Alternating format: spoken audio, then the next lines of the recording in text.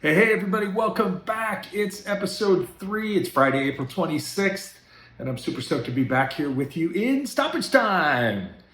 So what is Stoppage Time all about? Every week I'm going to jump into your feed and I'm going to share with you a couple of big ideas, some maybe thoughts about some topics that are on top of mind that week, a story or two, maybe some shout outs to some friends or some organizations that I know that are working on cool stuff. And then I'll end every week with a book recommendation from something that I'm reading or listening to currently. So we're going to jump right into it today. So 3 big topics. 1, current event. Kind of 1, a social commentary by me, and then just a good old customer service story. So we're going to talk about high-speed rail, social cynicism, and an old school good customer service story. So first things first, high-speed rail. Everyone wants it. No one thinks we can build it. But guess what? We are building it. We're building it right here in California. And in fact, this week it was big in the news because we now have 2 separate projects that are crisscrossing the state that'll come online in the next 10 years. And no, for my friends back east in Florida, the Brightline East project in Florida between Miami and Orlando is not technically high-speed rail. It's just basically slightly faster, privatized Amtrak. But that being said, we're building high-speed rail, true high-speed rail here in California. The project that was just announced this week with the help of the federal government's funding start will be Brightline West, which will go from just outside of Los Angeles area, kind of in greater Southern California, in San Bernardino County, up to Las Vegas.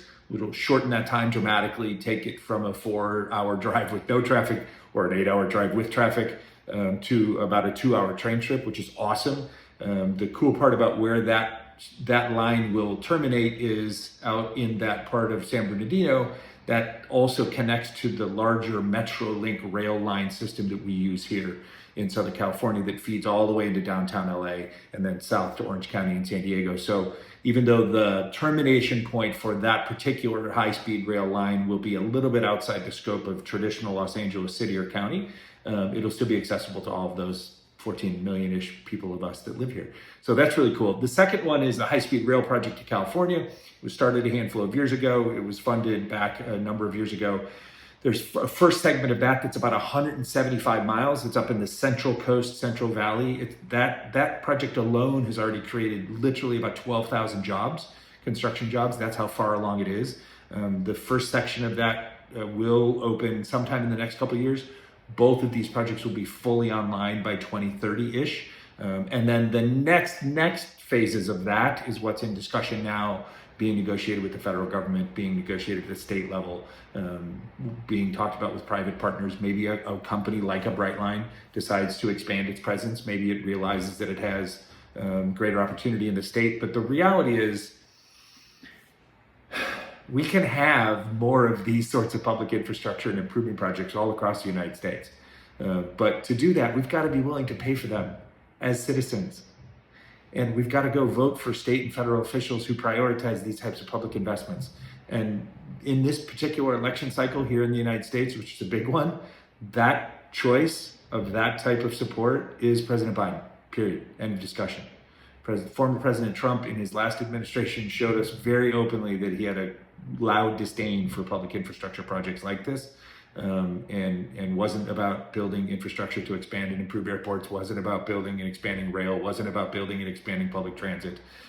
So if you want more projects like this, we got to be able to go to the ballot box and put people in place that also want to support this type of stuff. So there was a great tweet actually that I read this past week that kind of dispels the first mythology around this idea that, such far-flung investments are a waste of taxpayer money. And the tweet read this, I'm going to read it, so if you see me, look away.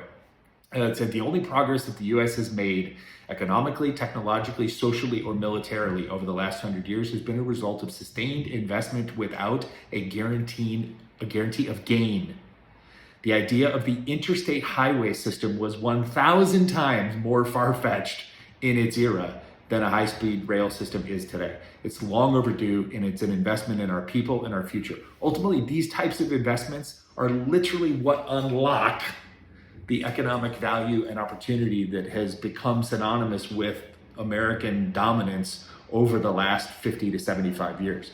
But sadly, we live in this kind of persistent cultural mythology that it basically since the 1980s, as I always say, that like the singularly responsible engine for American dominance has been the growth of our wealthiest business owners and their companies trickling down the wealth in the forms of innovation and new jobs for the rest of us, right? When in fact, the greatest growth periods that our country has ever experienced that propelled us from being a remote, disconnected, kind of isolationist nation to the global superpower that we all realize we are now, has come during our periods of highest taxation on highest earners and companies, which back in those days, those companies used to be called trusts, by our World War II spending, and then by our post-World War II governmental spending through about the mid to late 1960s, including like space programs that we invested in. So in fact, if you want to talk facts about economic development, the growth of the country, why America has become the country that it is, and if we have lost our way, how we can get ourselves back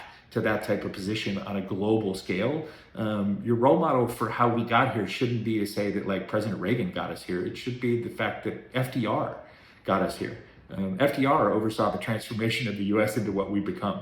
And sadly, we would probably never elect an FDR today, though I'd argue that we're right now in the middle of probably the closest thing to that, as far as a renaissance post-COVID especially. And the COVID pandemic just accentuated the need for this type of an investment and this type of use of government power and economic development resources to build for the future. So, hey, I want high-speed rail. I take public transit. I live in Southern California and don't own a car, so I'm already an anomaly. I live a very walkable life, as you all know.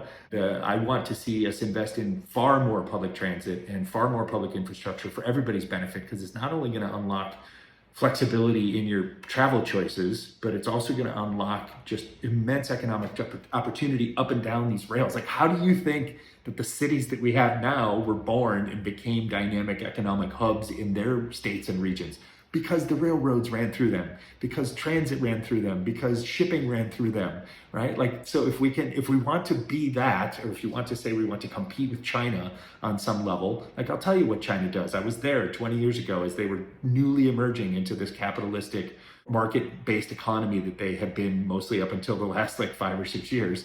And they were doing it because there were huge public investments that we here would shirk off and never want to do because, oh my God, that would mean you'd have to tax me more, or more likely, you just have to tax the wealthiest company owners more. And we've got to get back to that if we want to actually be like serious about these conversations instead of just complaining. And instead of just getting online and saying like, I don't understand why we don't have high-speed rail. That's crap. Like we don't innovate anymore. We're not innovative. We're not forward-thinking in America. Like that whining and complaining isn't going to get us anything. And that takes us to our second topic for today, which is just a general social commentary by me briefly. It's this idea of social cynicism, that like it has become easier or easy to become popular via negativity, to dunk on people, to criticize everything online and in real life. We've become this society of critics and aggrieved complainers versus a society of problem solvers and collaborators. And it's literally, that is what is choking us. Like our inability to come together to get past our own particular individual needs and to collectively come together and then to invest together to take our resources and put them to the greater good.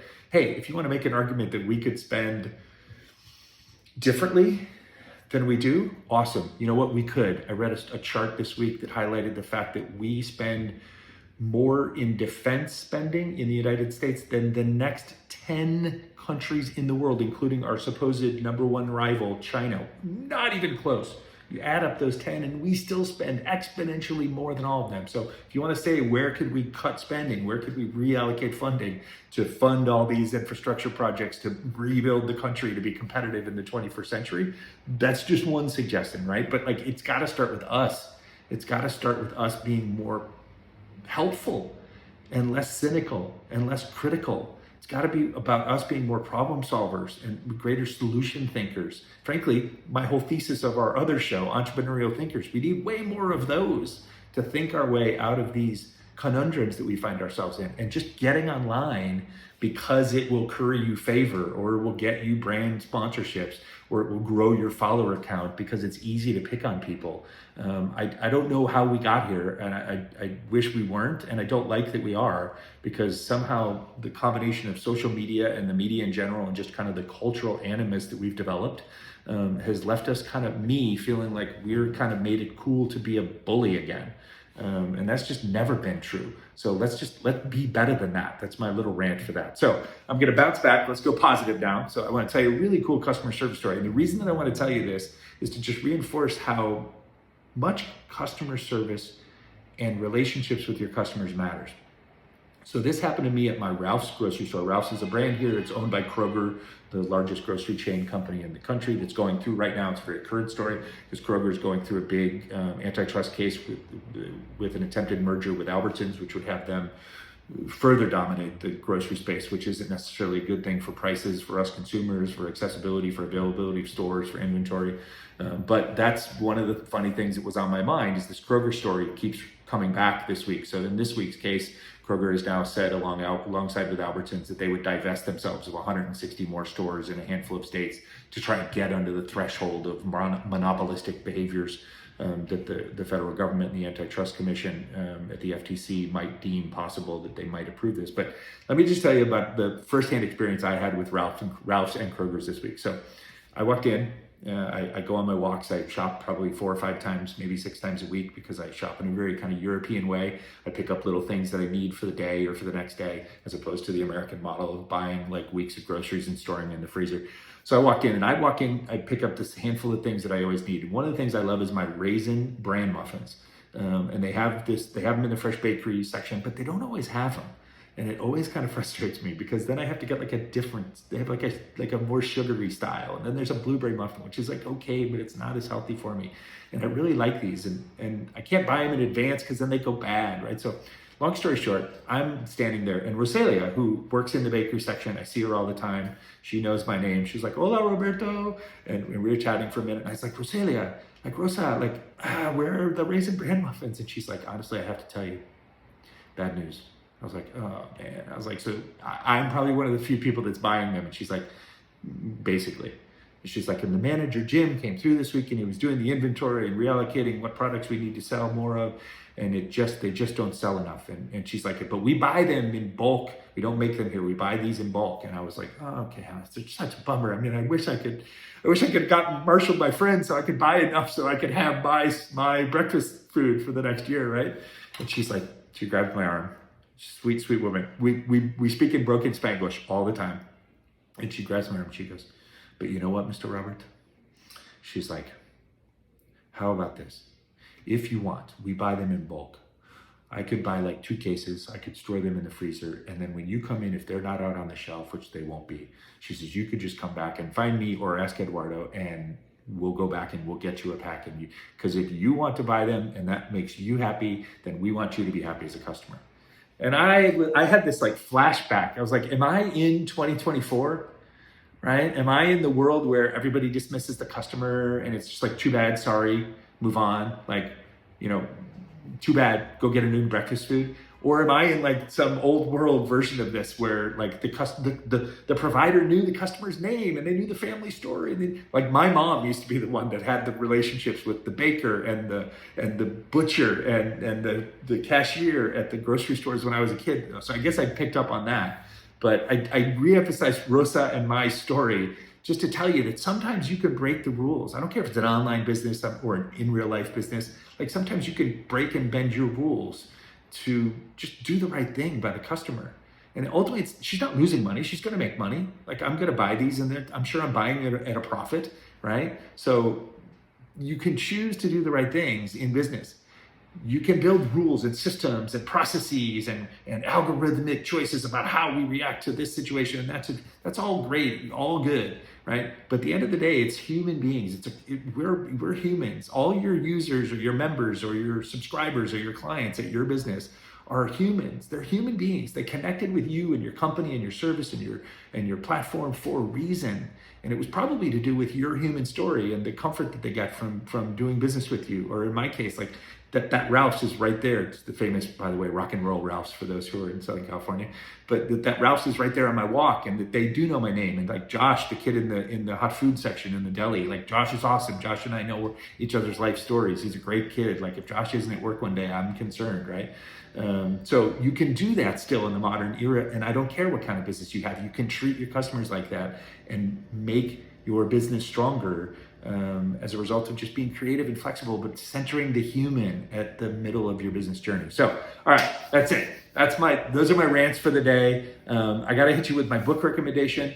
I had a couple. I was toggling back and forth, but I'm going to go with this one. I'm listening to Burn Book, a tech love story by my favorite tech journalist over the last 30 years, Kara Swisher. And I'll just say, if you're interested in technology industry today or the tech industry over any period of the last 30 years, the personalities involved, the iconic companies, or even just kind of the stories, like the real behind the scenes stories of how we got here, this book is a massively insightful collection of personal anecdotes from, again, arguably probably the world's best and most accomplished, respected technology journalist and media entrepreneur now with her podcast empire, Kara Swisher. So considering my age and the fact that I began my career in 1994, right as this modern tech industry took off, the book to me is like this personal walk down memory lane. And some of the stories she tells about some of these iconic companies and Steve Jobs and Tim Cook and the guys at Sony and the guys at all these other companies back in the day, HP, the women at some of these leaders at some of these companies, Google, Facebook, like all the stories she tells to me harken back like, oh yeah, I remember when that happened in the news, but then I also remember what was going on in my version of the tech industry at the time. So it's fun. But for you younger listeners and viewers, like you may just dig this because it gives you kind of a nice little historical explainer about how we got here. So check it out. I'm listening to it on Audible. It's available on Amazon and everywhere else. It's Burn Book. A tech love story by Kara Swisher. It's got an awesome cover photo too of her. So, but that's it, folks. That's stoppage time for today. So I wish you an awesome and enjoyable weekend. May you score all the goals that you shoot in your stoppage time. And as always, please follow, subscribe, like, and share this show, Stoppage Time, and then follow, subscribe, like, and share our Entrepreneurial Thinkers show, which is here on YouTube. We drop the Entrepreneurial Thinkers shows every Monday. We drop this show for you every Friday, and then we drop our Entrepreneurial Thinkers audio podcast version across all audio platforms every Thursday as usual. So we're super grateful for your listening and your viewing and your liking and subscribing, and I'll see you right back here next week.